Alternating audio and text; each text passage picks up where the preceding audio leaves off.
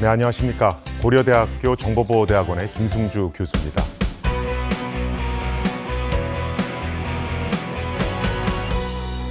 오늘 저는 여러분들한테 요새 좀 핫한 키워드 중에 하나죠. 메타버스와 NFT에 대해서 설명을 드리려고 이 자리에 섰습니다.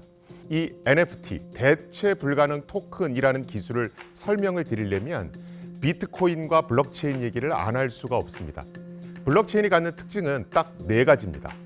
중앙에 관리자가 없이 모든 구성원들의 투표를 통해서 의사결정이 이루어진다. 그래서 우리가 그것을 탈중앙화 이렇게 얘기하죠. 두 번째는 불변성입니다. 블록체인에 기록된 데이터는 모든 구성원이 동의해주지 않는 한 삭제나 수정이 불가능하다. 그리고 세 번째는 투명성입니다. 블록체인이란 건 모든 구성원들 하드디스크에 전부 다 설치되어 있기 때문에 A라는 사람이 보는 자료는 B라는 사람이 똑같이 볼 수 있습니다. 정보의 비대칭성이 사라지는 거죠. 그리고 마지막 네 번째 특징이 가용성입니다. 해커가 PC에 침투해서 내 자료를 지워도 원상복구하기가 굉장히 쉽다.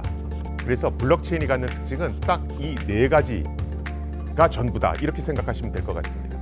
사실은 이 똑같은 기술을 우리 국민들 대부분은 쓰고 있습니다. 그게 뭐지요?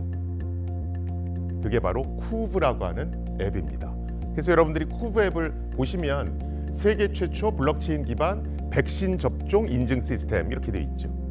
우리가 그냥 백신 접종 증명서를 디지털 파일로 만들어서 휴대폰으로 보내주면 포토샵으로 위변조하는 문제가 생기잖아요.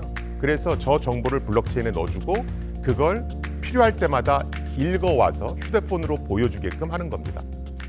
많은 분들이 NFT 얘기를 하세요. 그럼 제가 항상 묻는 질문이 NFT를 보신 적 있습니까? 이게 제 첫 질문입니다. 그런데 굉장히 많은 분들이 NFT를 실제 보시질 못하셨어요. 그러다 보니까 거품이 끼게 되고 문제가 생기는 겁니다. 제가 실제로 여러분들한테 NFT를 보여드리면 제가 이 그림은 foundation.app이라고 하는 NFT 매매 사이트에서 갖고 온 그림입니다. 실제로는 저 사자가 막 달리면서 등에 달린 기관총을 막 쏘는 그런 그림이에요. 이 그림의 NFT가 바로 밑에 보이는 겁니다.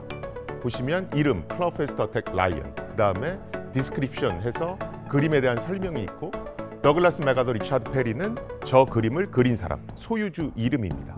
그 다음에 저 밑에 IPFS 점점 해놓고 QMEG6CH 뭐 이렇게 쭉 나오는 거 있죠? 저것은 원본 컨텐츠가 저장돼 있는 곳의 인터넷 주소입니다. 이게 어떤 거랑 굉장히 비슷하게 생겼죠? 우리가 쓰고 있는 등기권리증하고 굉장히 비슷하죠. 우리가 등기권리증에는 건물의 주소, 소유주 이름, 그 다음에 그 건물의 특기사항, 그 다음에 누가 누구한테 팔았다, 매매 이력이 적혀 있죠. 근데 일반적인 등기권리증은 종이로 인쇄돼서 발행됩니다. 그러다 보니까 분실된다거나 훼손될 위험이 있죠. 그런데 이 NFT라고 하는 등기권리증은 저 정보들이 블록체인에 기록됩니다. 그래서 뭐 분실의 위험이 없고 원할 때는 언제든지 확인할 수 있다는 그런 특징이 있습니다. 그런데 그냥 여러분들이 이 강의에서는 NFT는 등기권리증이구나 이렇게만 알고 계셔도 큰 문제는 없습니다. 요새는 메타버스도 얘기가 많이 나오고 있고 이 메타버스와 더불어서 NFT가 궁합이 되게 잘 맞는다 이런 얘기도 많이 나오고 있습니다. 이 메타버스의 대표적인 기업이 로블록스라고 하는 기업이죠.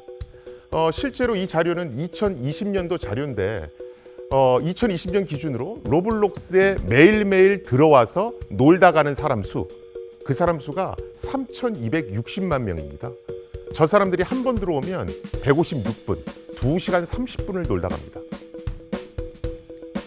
우리나라의 또 대표적인 메타버스가 있죠. 제페토라고 하는 거. 이 제페토의 이용자는 전 세계적으로 2억 명입니다.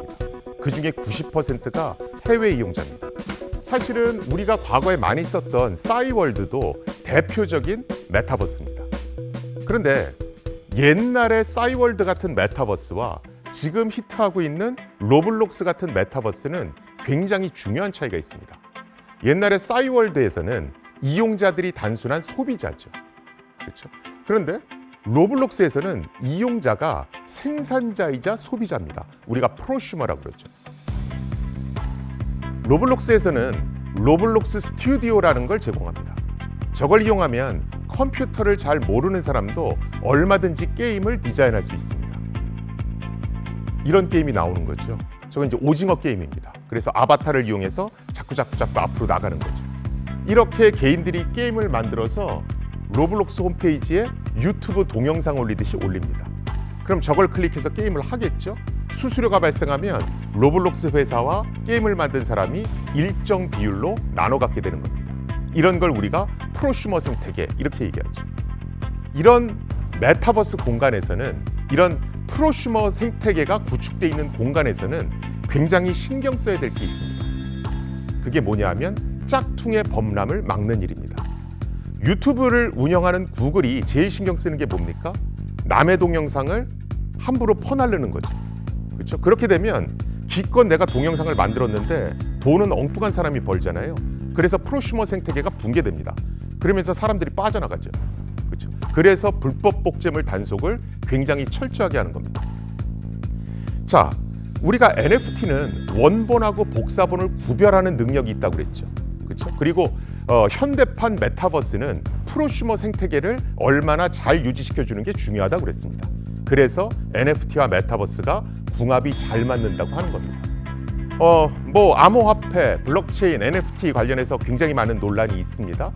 이거 거품이다. 뭐 여러 가지 얘기들이 있죠. 그런데 실제로 암호화폐나 블록체인, NFT에 사용되는 기술을 보면 사실은 그렇게 허접한 기술이 사용되지는 않습니다. 굉장히 고급 기술, 굉장히 최신 기술들이 사용되고 있고요. 그 활용도도 뭐 메타버스뿐만이 아니라 스마트 시티, 인공지능과 관련해서 굉장히 많은 응용 분야가 있습니다.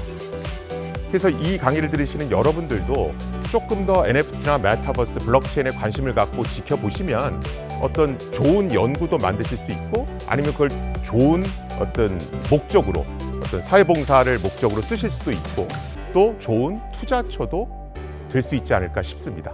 그러려면 어느 정도의 공부는 필수겠죠. 예, 여기까지 들어주셔서 감사합니다.